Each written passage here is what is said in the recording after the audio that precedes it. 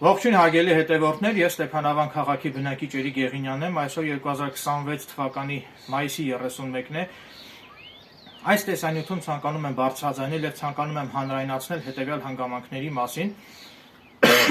Ներողություն։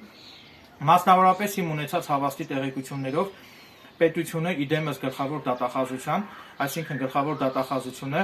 Ստեփանավանի նախկին քաղաքապետ Քոթո Մականունով Սարգիս Ղարաքեշիշյանի դեմ քաղաքացիական հայց է ներկայացրել հակակոռուպցիոն քաղաքացիական դատարան իր պաշտոնավարման ընթացքում Քոթոյի կողմից ձեռք բերված ապօրինի գույքերը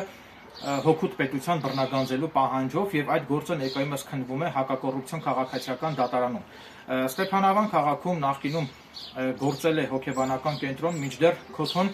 զարտուղի ճանապարհներով տիրացել է այդ հոգեբանական կենտրոնին եւ հիմա գլխավոր դատախազությունը Քոթոյից պահանջում է նաեւ հօգուտ պետության բռնագանձել հիշյալ հոգեբանական կենտրոնը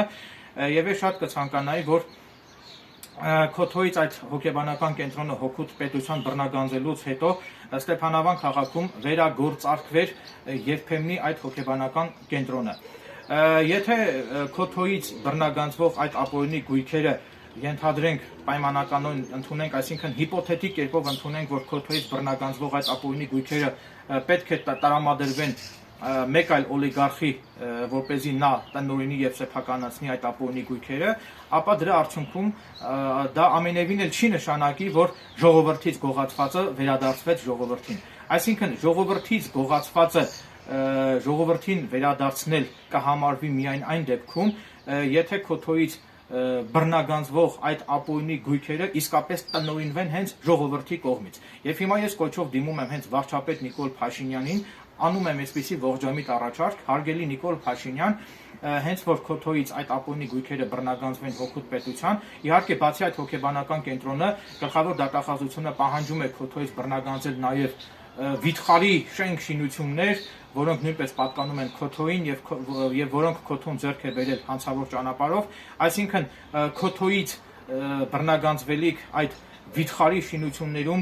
շենք շինություններում լավ կլիներ, որ բնակություն հաստատեին անօթևան քաղաքացիները, անօթևան ժողովուրդը, ովքեր որ անօթևան են, փողոցներում են գիշերում, այսինքն անօթևան անձինք բնակություն հաստատեին Քոթոյից բռնագանձվելիք այդ հսկայական վիթխարի շենք շինություններում, եւ ես դա կհամարեի, որ իսկապես ժողովրդից գողացվածը վերադարձվեց ժողովրդին։ Իսկ եթե Քոթոյից բռնագանձվելիք այդ ապօրինի հսկայական շենք շինությունները պետք է հանձնվեն ինչ-որ մի որևէ այլ օլիգարխի, որպեսզի այդ օլիգարխը տնօրինի այդ շենք շինությունները, ապա դա ամենևին էլ չի նշանակի, որ ժողովրդից գողացվածը վերադարձվեց ժողովրդին։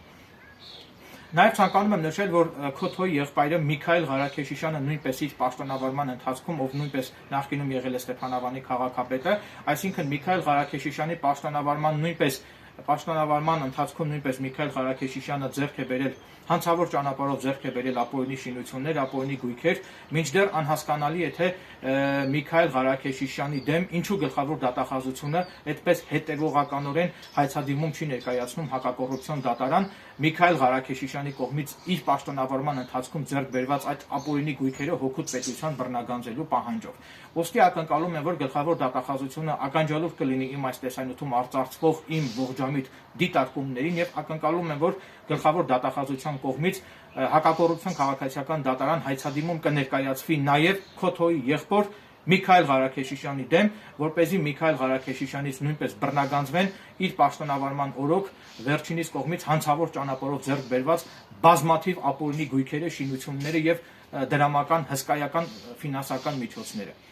Այսքանը, շնորհակալություն ուշադրության համար։